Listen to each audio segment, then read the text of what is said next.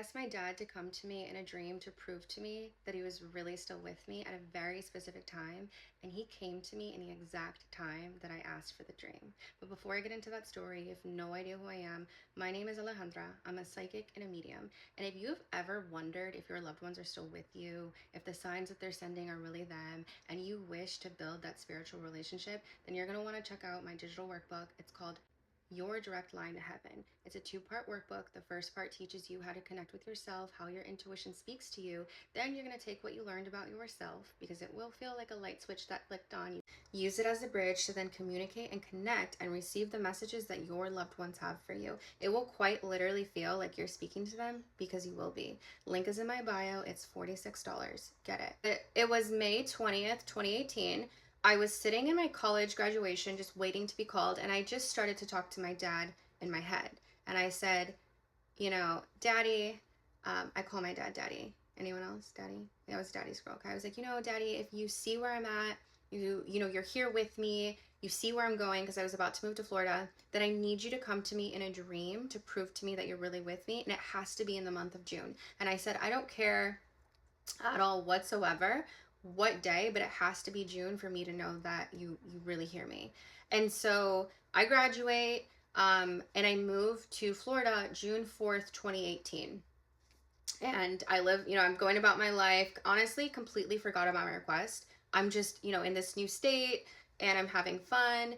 And it was either June 19th or June 20th, like to the exact month, like a month later, my dad came to me in that dream. And when I tell you that I could be 70 years old on my deathbed with like dementia, hopefully that doesn't happen, but if it does happen, like I will still remember this dream, because that was how insane and real it was. Okay.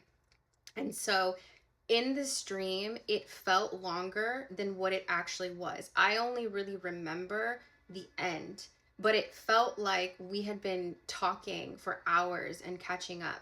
And so because I feel the end coming, and I'm having this sense of like, okay, he's gonna have to leave soon, I start to cry a lot.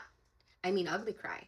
And let me just pause really quick, because I want to really paint the picture of what I saw in my dream. This is me. This is my dad. I'm a ball of light. He's a ball of light. We are communicating fully through our minds. We are not speaking. I understand him. He understands me. And it was like he was sitting next to me. Okay. It was like his laugh. It was so, like, I can feel it in my soul right now. It's insane. Like, it was insane.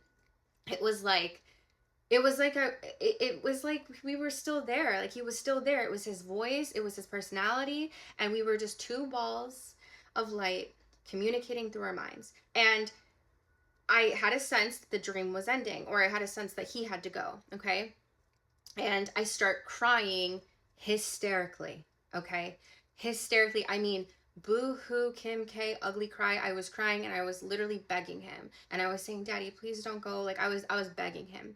And he was just so cool. Like he was himself. He was like, girl, relax. Like, that's how he would speak to me if he were here. He would literally look at me like I was like a fool. Like, he'd be like, you need to chill. Okay. And that's how he was when he was speaking to me. And what's interesting is, like, I was a ball of light, but I could still feel myself crying in this dream. And I was like, but I don't want you to go. And I'm just crying and crying and crying, and I'm begging him, and he's kind of like laughing at me, like, oh my God, like, you need to relax. And he says, baby, like, let's get a tattoo. And again, he speaks to me just as if he were here. He used to call me baby girl. Alley Cat is actually his nickname for me. People get confused. They're like, is your name Allie? It's like, no, it's not. I actually go by Alex, but Alley Cat was his nickname. I don't think I actually ever heard him call me Alejandra or Alex. It was literally Alley Cat or Cat. And so he said to me in the dream, he said, baby, like, let's get a tattoo. And I'm my complete self, full attitude and everything. And I say to him, I don't like tattoos. Like, I was just like disgusted at the recommendation of us getting a tattoo. And I was like crying and sobbing, and I was like, it's gonna hurt. I was like literally ugly crying. And he's laughing, and he's like, it's not gonna hurt, baby. Like, it's not gonna hurt. He's like, I'm gonna go first. And I was like crying still. And then all of a sudden, this woman's hand just appears to the right of me, and I could see tattoos on her arm, so I had this sense that she was a tattoo artist. And he's like, okay, I'm gonna go first. And I was just still crying. And she takes her hand and the tattoo gun, and she writes Alejandra in cursive on his white ball. And he goes, okay, baby, it's your turn. And I'm still crying. And as she turns her hand, he says to me, I want you to know that I live in your heart. I am always with you. And I am crying. You guys, like, I was crying so much because of how real it was. And I just knew, I was like, oh my God, like, I didn't want it to end. It was like our souls were just there. We were vibing, okay? And as I'm still crying, the woman's hand, she turns to my white ball, which is a soul. Okay. It's like, it was our souls. And she, in cursive letters, writes Stephen on my ball. And it sounds so weird, on my ball. She just turns to me and she writes Stephen. And, as she writes that, he fades away, and how am I going to word this? My boyfriend at the time, keyword emphasis on at the time, okay? He is nudging me, and he's like waking me up. And when he woke me up, he was just saying like, babe, I'm going to go to work. I just want to say bye, blah, blah, blah, blah. And I had tears on my eyes.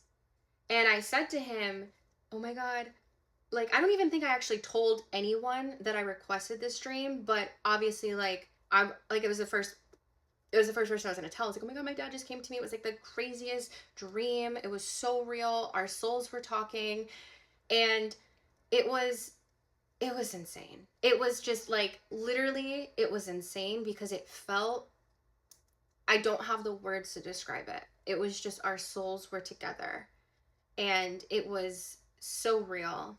And I'm not going to go too far into this because this isn't my story to share, but I'm going to briefly touch on this because there is an intelligence to the spirit world.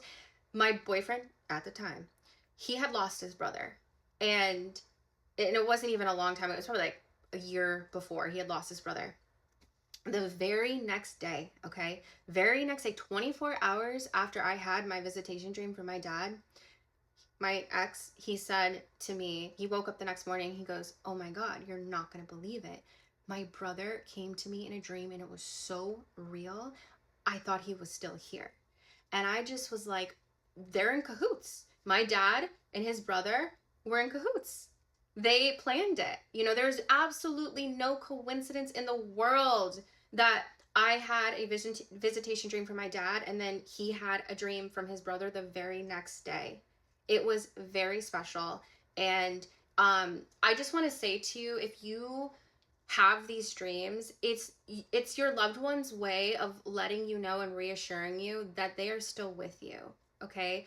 Our physical bodies die, but our souls live on forever. And that's something that helps me when I think about him, or I think about, other people that I lost, is like, their souls are with us. And when you learn how to communicate with them, it's like they're still there. You just have to learn, and you have to get comfortable with not seeing the physical body, because the relationship, it doesn't die. It does not die. So that's my story, okay? Ask for dreams. They hear you clairaudiently, okay? This is covered in the workbook. I won't go into full lecture mode, but internal dialogue, thoughts that you don't consciously think, is clairaudience, okay? And so I was speaking to him in my mind when I made that request, and he heard me. They always hear us. Even if you think that they don't, they do. And I will say this, if you think that they don't, have them prove it to you, because my dad proved it to me without a shadow of a doubt.